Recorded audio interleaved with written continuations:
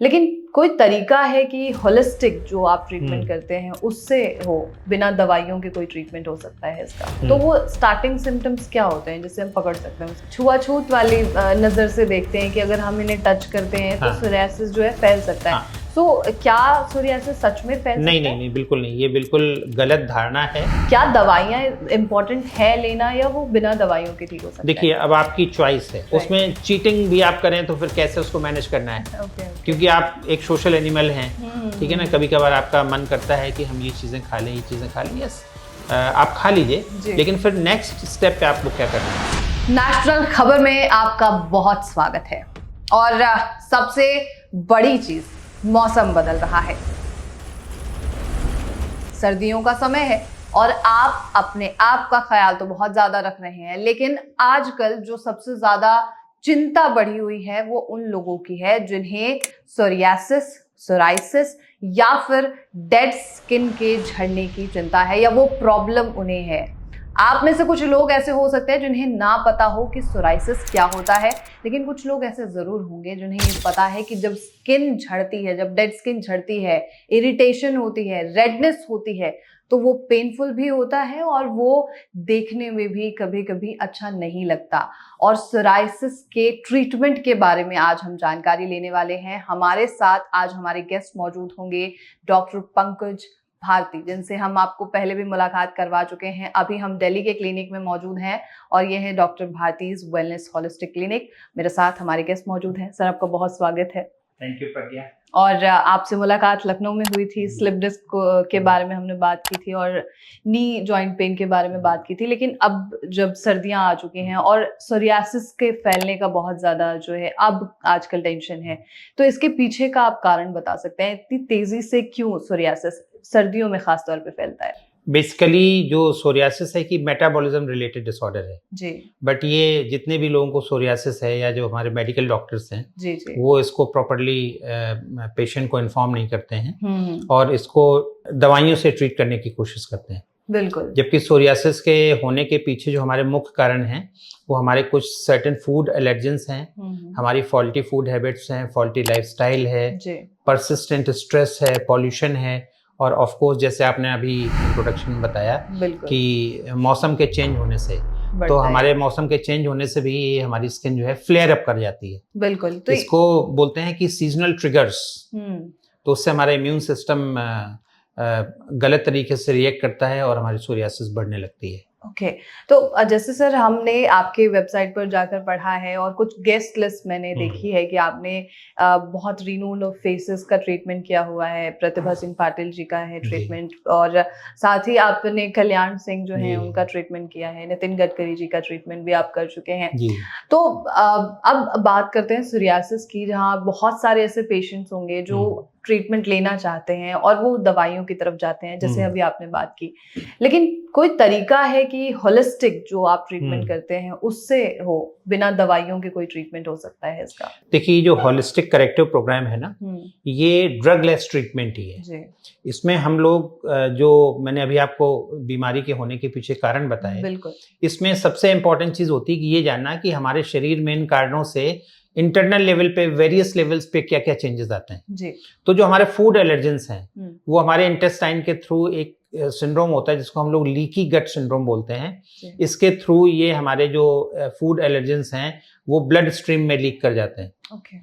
दूसरा जो चेंज होता है, हमारे सेलुलर लेवल पे चेंज आते हैं। हमारे बॉडी में जो मोर देन 40 ट्रिलियन सेल्स हैं उसमें टॉक्सिन्स एक्यूमुलेट होते हैं। टॉक्सिन्स जैसे बहुत सारे हजारों तरीके के टॉक्सिन्स होते हैं अलग अलग बॉडी में। बॉडी इटसेल्फ जो टॉक्सिन रिलीज करती है, जो हमारे फूड से, वाटर से, जो वहां से जो हमारे शरीर में पॉल्यूटेंट्स जाते हैं, टॉक्सिन्स एंटर करते हैं, तो वो सारे के सारे हमारे सेल्स में एक्यूमुलेट होते हैं। जो हमारे वाइटल ऑर्गन्स होते हैं उनमें कंजेशन हो जाता है, विशेष रूप से हमारा जो लिवर है, लिवर में कंजेशन हो जाता है।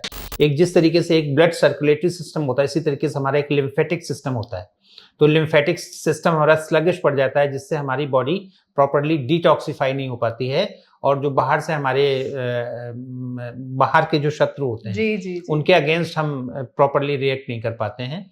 अगला चेंज होता है, हमारी बॉडी में एक एसिड एल्कलाइन बैलेंस होता है।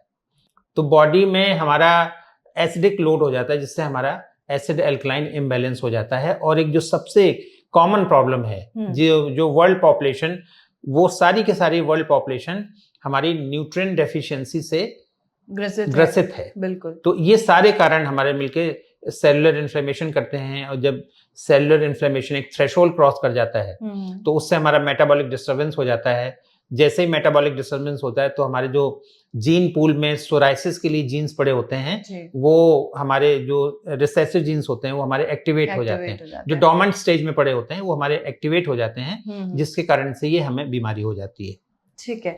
तो अब सबसे जो इम्पोर्टेंट चीज है वो सिम्टम्स नजर आते हैं, तो वो स्टार्टिंग सिम्टम्स क्या होते हैं जिससे हम पकड़ सकते हैं उसे? वो जनरली हमारे पहले तो बहुत ही इनिशियल स्टेज में शरीर में कुछ चकत्ते जैसे होते हैं, उसमें उसको अगर हम होते हैं तो सिल्वरी प्लेक्स निकलते हैं, सिल्वरी उसमें प्लेक्स निकलते हैं। हाँ। अगर हम उसको और इरिटेट करें तो हमारे ब्लीडिंग पॉइंट्स मिलते हैं, मिल जाते हैं। और वो जब स्केल्स बहुत ज्यादा होते हैं तो स्केल्स झड़ने लगते हैं, बाद में फिर उनके ड्राई होते हैं, पेन भी हो सकता है, और बेसिकली वो उसमें इचिंग भी होती है, पेन भी होती है। बिल्कुल। और वो कॉस्मेटिकली बहुत खराब होते हैं। तो ये जिनको सोरियासिस हो जाती है तो सोशल टैबू की तरह एक सोशल स्टिग्मा, हाँ, तो लोग उनको बहुत अच्छे से ट्रीट नहीं करते हैं, वो खुद अपने आप में एक हीन भावना से ग्रसित होते हैं। बिल्कुल। अपने आप को सोशली एक्सपोज नहीं करना चाहते हैं। बिल्कुल, मैं आपसे इस बात का जवाब देने वाली थी कि एक छुआछूत वाली नजर से देखते हैं कि अगर हम इन्हें टच करते हैं तो सोरियासिस जो है फैल सकता है।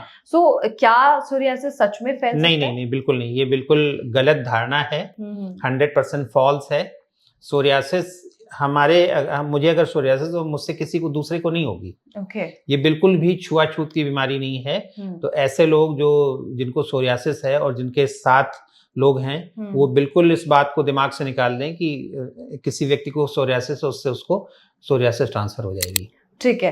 तो सर एक चीज जो बहुत इंपॉर्टेंट है, वो सोरियासिस के जो पेशेंट्स होते हैं वो सोचते हैं कि मुझे दवाइयां लेनी ही पड़ेगी, अदरवाइज मेरा जो सोरियासिस है वो खत्म नहीं हो सकता है। सो क्या दवाइयां इंपॉर्टेंट है लेना, या वो बिना दवाइयों के ठीक हो सकता है? देखिए, अब आपकी चॉइस है। जो मेडिकल ट्रीटमेंट है एग्जिस्टिंग, जो ग्लोबल जो जितने भी हमारे एलोपैथिक डॉक्टर्स हैं, तो वो सारे के सारे जो इम्यूनोसप्रेसेंट्स देते हैं, बिल्कुल, जो हाइपर एक्टिव इम्यून सिस्टम है उसको सप्रेस करने के लिए, तो उससे पेशेंट को टेम्परेरी रिलीफ मिल जाती है। इम्यून सिस्टम हमारा सप्रेस हो जाता है और उसको पेशेंट को सिम्टोमेटिक रिलीफ हो जाती है। लेकिन उसकी भी हाईएस्ट ड्रग डोजेस की भी एक लिमिट है, उसके बियॉन्ड जाया नहीं जा सकता है। और जितनी भी सोरियासिस के ट्रीटमेंट में एलोपैथिक दवाइयां यूज हो रही हैं, वो इंटरनल टॉक्सिसिटी बढ़ाती हैं। ठीक है, उससे बीमारी तो ठीक नहीं होती है, साथ में दवाइयों के बहुत ही सीरियस साइड इफेक्ट्स भी पेशेंट को झेलने पड़ते हैं। और जैसे ही दवाइयां कम होती हैं, दवाइयों को विड्रॉ किया जाता है, तो सारे के सारे सिम्टम्स फिर से फ्लेयर अप हो जाते हैं, पेशेंट को फिर से वही परेशानी होती है। एक सबसे इंपॉर्टेंट चीज है, क्योंकि हम अपने लाइफस्टाइल पे काम नहीं कर रहे हैं, दवाइयों के माध्यम से हम अपनी मेटाबॉलिज्म को ठीक नहीं कर रहे हैं, तो दवाइयों के प्रभाव में बीमारी सप्रेस तो रहती है, लेकिन बीमारी और तेजी से अंदर ही अंदर बढ़ती जाती है। तो जब हमारी दवाइयों को विड्रॉ करते हैं तो बहुत ज्यादा हमारे सिम्टम्स फ्लेयर अप होते हैं, फिर उनको दबाने के लिए और अधिक ड्रग डोजेस देनी पड़ती हैं। मतलब सिचुएशन ये है कि अगर दवाइयां लेंगे तब तक वो सिम्टम्स नहीं आएंगे, और सब दवाइयां बंद करते ही वो सिम्टम्स आने लग जाएंगे, क्योंकि वो सप्रेसेंट है ना, वो मेडिसिन उस तरीके से काम कर रही है, इम्यून सिस्टम को मॉड्यूलेट नहीं कर रही हैं। वो दवाइयां मेटाबॉलिज्म को डिस्टर्ब मेटाबॉलिज्म को ठीक नहीं कर सकती हैं। तो सर जैसे मैं आपसे लगातार ये पूछ रही हूँ कि इज इट क्योरेबल ट्रीटमेंट और प्रॉब्लम, और अगर आपके पास कोई ट्रीटमेंट लेने आता है तो वो किस तरीके से आप ट्रीटमेंट देते हैं किसी भी सोरियासिस पेशेंट को? उसमें पहले मैंने बताया कि पेशेंट की मैं डिटेल हिस्ट्री लेता हूं कि उसके फूड एलर्जेंस क्या है जी। तो जो फूड एलर्जेंस डिटेल हिस्ट्री में लेने के बाद मुझे पता चलते हैं, उनको सबसे पहले मैं पेशेंट को एडवाइस करता हूं कि इन फूड एलर्जेंस को आप पूरी तरह से स्टॉप कर दीजिए। दूसरा, फिर जो मैंने बताया कि सेलुलर लेवल पे टॉक्सिन्स एक्यूमुलेट होते हैं जी, तो उसके लिए मैं डिटॉक्सिफिकेशन प्रोग्राम देता हूँ। जो वाइटल ऑर्गन्स में कंजेशन होता है, लिम्फेटिक सिस्टम में कंजेशन होता है, तो उसके लिए हम वाइटल ऑर्गन्स को डीकंजेस्ट करने के लिए प्रोग्राम देते हैं। इट्स वेरी सिंपल, एक दिन का प्रोग्राम होता है, ओवरनाइट प्रोग्राम होता है। उसमें हमारा कोलन, लिवर, गॉल ब्लैडर सारा का सारा डीकंजेस्ट होता है। इसके बाद फिर सर्टेन एक्सरसाइजेज होती हैं जिससे हमारा lymphatic system, sluggish lymphatic system activate होता है। और जैसा कि मैंने बताया कि बॉडी में एसिड एल्कलाइन इम्बैलेंस हो जाता है, उसको ठीक करने के लिए हम लोग रोटेशनल वेजिटेबल जूसेस पिलाते हैं। ओके, डिफरेंट वेजिटेबल का जूसेस पिलाते हैं and they are very tasty. और इसके बाद पेशेंट को हम ऑप्टिमम न्यूट्रिशनल कवर पे रखते हैं। फूड वही होता है जो वो रोजमर्रा की जिंदगी में खाते हैं। कोई भी हम ऐसी डाइट नहीं रिकमेंड करते हैं जो वो खा नहीं सकते हैं, लेकिन उसमें उनको क्या चीज नहीं खानी है, क्या चीज अधिक खानी है, क्या चीज कम खानी है, ये मैं जब उनको गाइड करता हूँ तो इससे धीरे धीरे उनकी डिस्टर्ब मेटाबॉलिज्म ठीक होने लगती है। और जैसे ही इन्फ्लेमेशन एक थ्रेशोल्ड से नीचे आता है तो वैसे ही जो एक्टिवेटेड जीन्स हैं सोरियासिस के, वो फिर से डोमेंट हो जाते हैं। तो इससे बीमारी ठीक हो जाती है। फिर सबसे इंपॉर्टेंट जो चीज है जो आपने बताया, क्योर, बिल्कुल, it's not a cure, it's a management. इसके बाद जब आप हेल्दी लाइफस्टाइल को अडॉप्ट कर लेते हैं, जो हेल्दी लाइफस्टाइल मैंने आपको बताया, आप उसको बना के रखते हैं, तो फिर से वो जीन, फिर जो डोर्मेंट जीन है वो एक्टिव नहीं होता है, तो पेशेंट जीवन भर सोरियासिस फ्री बने रहते हैं। मतलब ये है कि एक डाइट जो प्रोवाइड की गई है आपके द्वारा, डाइट है, एक हेल्दी लाइफस्टाइल है। मैं चीजों को बताता हूँ कैसे आप अपना स्ट्रेस मैनेज करें। उसमें चीटिंग भी आप करें तो फिर कैसे उसको मैनेज करना है, क्योंकि आप एक सोशल एनिमल हैं, ठीक है ना। कभी कभार आपका मन करता है कि हम ये चीजें खा लें, ये चीजें खा लें, यस आप खा लीजिए, लेकिन फिर नेक्स्ट स्टेप पे आपको क्या करना है कि आपने जो टॉक्सिन्स लिए हैं बॉडी में, जो ऐसा फूड लिया है जो आपकी बीमारी को फेवर नहीं करता है, तो तुरंत उसको कैसे हमें नलीफाई करना है या न्यूट्रलाइज करना है, ये भी हम अपने ट्रीटमेंट के दौरान पेशेंट को सिखाते हैं, which is very easy.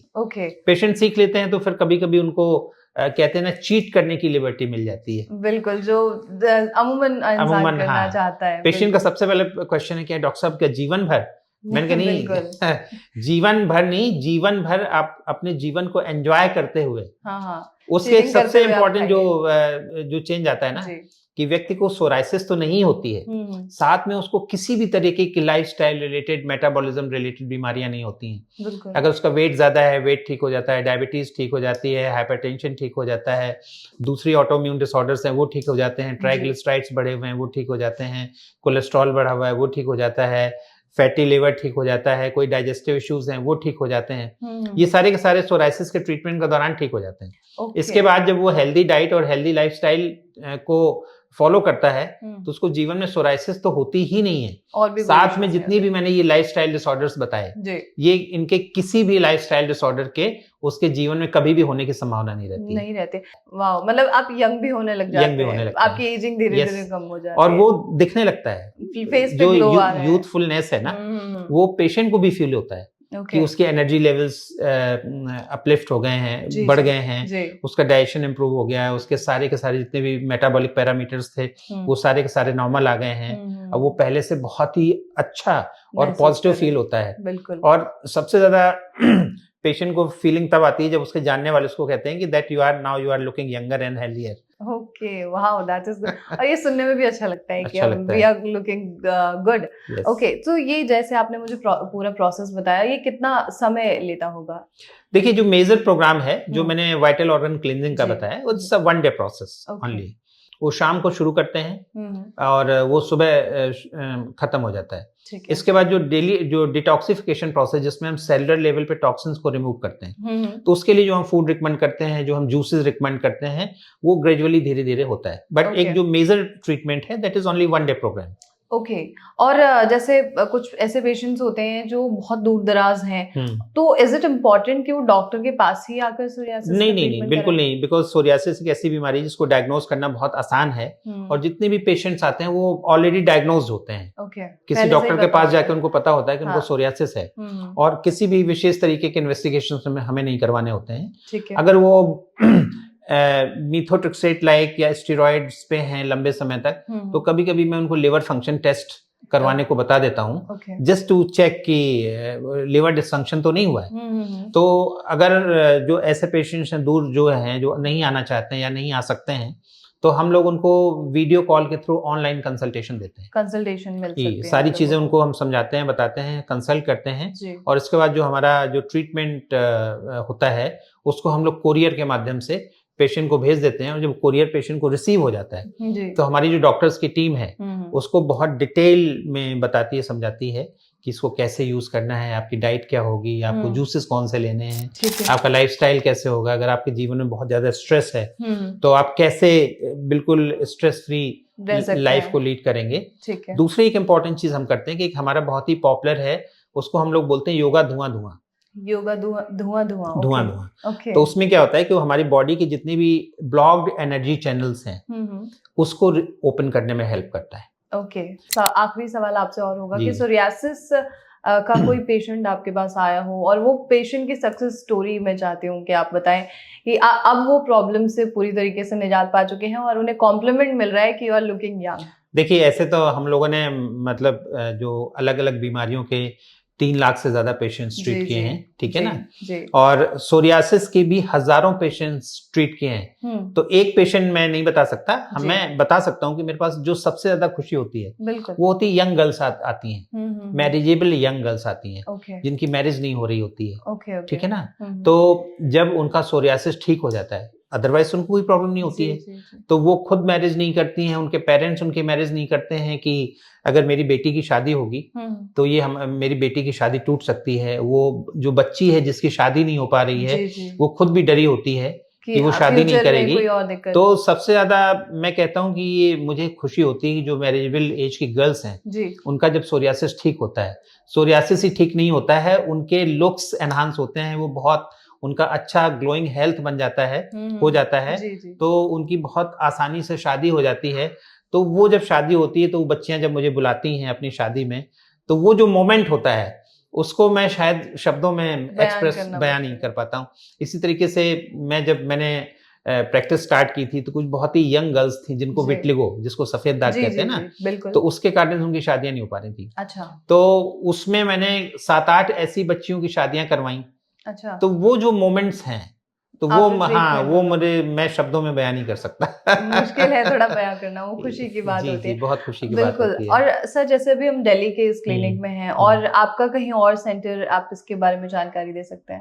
Delhi में सेंटर है, फरीदाबाद में है, गुड़गांव में है, एक सेंटर नोएडा में है, लखनऊ में सेंटर है, कानपुर में है, और हमारा सेंटर एक जयपुर में भी है और हमारा एक सेंटर देहरादून में है। और कहीं एक्सटेंड करने का आपका प्लान? अब हम लोग अभी तो मेरी बातचीत चल रही है कुछ लोगों से, तो कुछ लोगों से बातचीत चल रही है, तो हम लोग कुछ सेंटर्स यूएस में बनाएंगे। अच्छा, कुछ सेंटर्स कुछ सेंटर्स हम लोग यूके में बनाएंगे, और इंडिया में अब हम ऑनलाइन सर्विसेज स्टार्ट करेंगे। इंडिया में अभी हमारे कोई नए सेंटर्स बनाने की योजना नहीं है, लेकिन चूंकि इतने सारे सेंटर्स हैं तो एक बड़ी जनसंख्या को ये कवर कर लेते हैं। बिल्कुल, ठीक है। तो टीम भी मेरी बड़ी है, मेरे साथ 13 से 14 डॉक्टर्स काम करते हैं, एक बड़ी टीम है। बिल्कुल। तो हम इतने ही सेंटर्स से पूरे इंडिया के पेशेंट्स को मैनेज कर लेते हैं। फिलहाल ऑनलाइन सारी चीजें चलिए। Okay, thank you so much doctor, thank you so much. Thank you.